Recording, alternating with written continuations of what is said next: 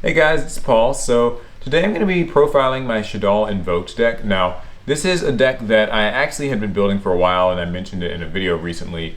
It's not really a new thing. In fact, a lot of people aren't playing this deck very much anymore, thanks to Adamantivators and Eldritch and other new things. So I just figured I'd profile it and get it out of the way. It's still a very fun deck. I still think it's quite competitive, and I think it has good matchups across the board. But yeah, so let's hop into this. This deck, it's fun. I have some weird decisions in it, mostly because I haven't played it in a competitive environment, so I don't know exactly what to think about some of these things. But we'll get into that more in the video. So, first of all, of course, triple Alistair. This gets thrown in everything that doesn't need a normal summon these days. So this deck doesn't really need a normal summon. You want to use him. You want to get yourself to your invocations, of course, and he's searchable. So it's just a great engine in and of itself. Next, we've got Shaddolls. Now, I run quite a lot of Shaddolls. I know some people don't run as many because it can brick and stuff if you just see the monsters, but I'm willing to take that risk. So, Squamata sends any of your other Shaddolls that you want to the grave. So, it's nice to have 3 of it. Triple Wendy. So, Wendy is one of the newer Shaddolls that lets you get one from your deck in face down defense position, and of course, you can use your Shaddoll Core Trap Rest Shaddoll, I forget the name of it, to flip the monster that you get face up, and usually it's aerial and things happen. So Wendy's nice. She's also Wind, which is not terribly useful, but I do run App Clones, so it's kind of relevant there. And then of course Ariel herself. So Ariel's useful for your Construct and Rest Shaddoll combos. When she's flipped, of course, you get to target one of your banished Shaddoll monsters. It's usually going to be a Construct. You bring it back and extend your combos further. Also, it can trigger Cross Sheep, and if this thing just gets sent to the graveyard itself, you can banish 3 cards from the grave, which is surprisingly more deadly than you'd think, just because this can happen in the middle of a chain, and you can just pull away some of your opponent's most useful cards. It's quite nice. I run 2 Hedgehog. Hedgehog searches more Shaddoll monsters for you. Its flip effect actually gets Shaddoll fusions and stuff, which can come up every now and again, but isn't not too often. 1 Shaddoll Beast, just, a little draw power, never hurt anybody. 1 Shaddoll Dragon, this is a very handy out to pesky spells and traps, send it to the grave and do what you want. Also, its flip effect can bounce a card to the hand, or opponent's card, and so, it comes up every now and again. It's actually one of the better Shaddolls for having 1900 attack. So if your hand is truly just the worst, you can summon it in attack or something and manage. And one of the ones that is not commonly run, just trying this out, is Shaddoll Falco. It's a little bit more useful for the grind game. You're able to, of course, get Shaddoll monsters. It can get itself when it's sent to the grave. And then whenever it flips face up, you get to get one of your other Shaddoll monsters. You can even get back your fusion monsters. And I think that little bit of field presence and regenerating advantage is helpful. It can give you more fusion material. It can give you more Shaddoll effects. It can increase the longevity of the deck. This means, though, that I am running maybe 1 or 2 more Shaddolls than most people would normally run, but it's my deck, not theirs. Jeez. Okay, next I've got the Perform Mage engine. So I run Trick Clown, Damage Juggler, and 2 Hat Trickers. I'm not entirely sure about these 2, but I definitely like these guys. So I guess the most important thing is with Damage Juggler, you can banish it from the grave to search another Perform Mage. Trick Clown keeps coming back, and these are light monsters. These are Earth, which doesn't actually mean anything because I don't run Shekinaga or anything, but they can be summoned very easily. And I actually use their summons more so to fuel my Link monsters and things like that. So, yeah. A nice engine. It works pretty well. You kind of know what it does. I'm running Triple Ash. I think I actually I was bouncing back and forth between this and Psyframe Gear Gamma. I think Gamma is actually probably better, so don't take, you could run either one. It's kind of up to you. I do run the Fire Invoked thing, so this can come up, but I've got El Mirage for that, and I think that Gamma's better. It's light, and it also can destroy cards, and that's always nice. Anyways, that's it for the monsters. So, plenty of monsters here. Triple Magical Meltdown. This searches your Alistair, but you also got to search it with Terraforming. So even though it searches Alistair, it's funny, its other effect is even more deadly in my opinion.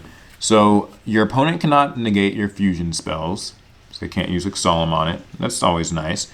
More importantly though, when a monster gets fusion summoned, your opponent can't respond to, like, can't chain anything or whatever. So if you send, say, Shaddoll Construct and you activate its effect, and it also triggers some other Shaddoll monster's effects, your opponent can't chain to any of that. So there's not even any need to really do chain blocking. Your opponent just straight up cannot use Ash Blossom, cannot use anything. It's a fun time. So you want this to be on the field to protect your stuff, especially with like Cross Sheep. It just gets pretty out of hand. Plenty of fusion spells for everybody. We all get one. Invocation specifically is good for the invoked monsters. You can recycle it, do a bunch of fun stuff. You can search it with the Meltdown Invoker. Shaddoll Fusion is good for all the reasons it's normally been good. If you're playing against a deck that uses the extra deck, this is even better. So you want to have it. Shaddoll Fusion is actually a little bit more important in the modern age than it was even before, because you can fusion summon in your opponent's turn, and that lets you actually use Cross Sheep a second time very quickly, or you could use it to like trigger your construct again and do all kinds of fun stuff like that. Really, you just want to see any of these. Alistair can search Invocation, but sometimes it's a bit tougher to get a hold of Shaddoll Fusion and Shaddoll Fusion. You can send Shaddoll Fusion or whatever with Construct and then get it back later, so that's kind of a roundabout way of doing it, but it's pretty reliable. You have 9 of these, you just want to see them, that's what's important. You also have to see cards to fuse with them though, so. Foolish Burial. Yeah, okay, Cosmic Cyclone. This is good for getting rid of pesky spells and traps. People run Mystic Mine, people run Floodgates. You want to have an answer that doesn't cost you too much, so that's why I like Cosmic Cyclone. Alright, and then I actually am only running 2 traps, and it's just 2 copies of Shaddoll Incarnation.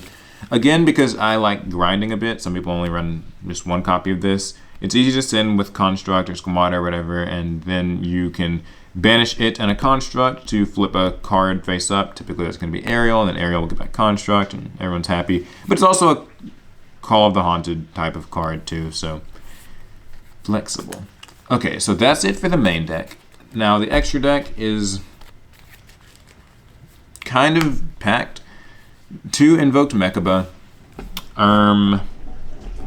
Good card. I mean, it's negation. It's kind of a dated negation by today's standards. It's only really strong when you combine it with other things. If you have like Abyss Dweller and this and like Apollousa or something, then suddenly it gets a little bit better. But I actually don't run Apollousa in this current build. I think it's in another deck right now, so you'll see. But anyway, Construct, hooray! It's very good.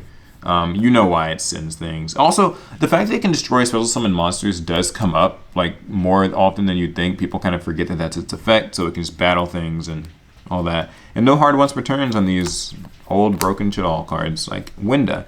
Winda can combine really well with Mechaba and Abyss Dweller and stuff and really lock your opponent down. They can only summon once. This also applies to you, but typically it's going to hurt them more if you already have monsters in the field. And she can't be destroyed by card effects, so Lightning Storm will not get Winda off the field. Testing out App Clone. I don't actually love this thing, but it gives you some use for your for Wendy and for Ariel because they have varying attributes, and we don't actually have a reliable.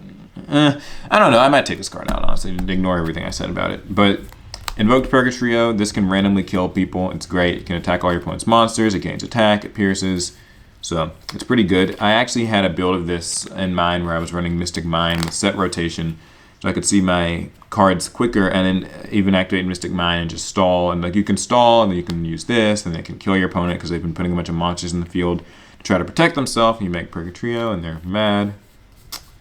It's great. Abyss Dweller is the only Xyz monster.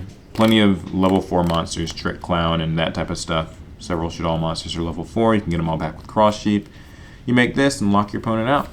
Cross Sheep is very strong. It lets you summon free monsters from your grave. A key thing to note about this is that it's actually based on just special summoning a monster of a certain type to a zone it points to. So you don't have to actually fusion summon. If you just summon a construct with like a Monster Reborn, for instance, it will still trigger off your Cross Sheep. It's great when you can resolve it in your opponent's turn. Even better. And protect it with Meltdown. Everyone's happy. Okay, Alistair, the Invoker of Madness. This is this allows you to make some pretty nutty OTKs. Whenever you fusion summon, you can just continue pitching cards and grabbing more invocations, or Book of the Law, but we don't run that. And yeah, you have a fun time with Alistair. Also, to summon Alistair, you need 2 monsters with different types and different attributes. So all your monsters mostly are spellcasters, so that's why it's kind of important to have a few other types and attributes hanging around. Elmirage, just to make with Alistair, gets him in the grave, and it's a fire.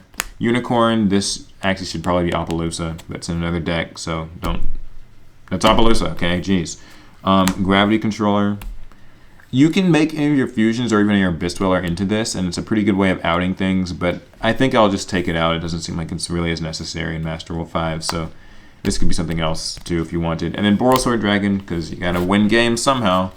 Alright, that is the Shaddoll Invoked deck. Hopefully you guys liked it. If you did, give it a thumbs up. Let me know what you think of this deck. I still think it's actually pretty strong. Has some issues with the bricking, but I also don't think that this build's perfect. So figured you guys would like to see and hear about what it can do.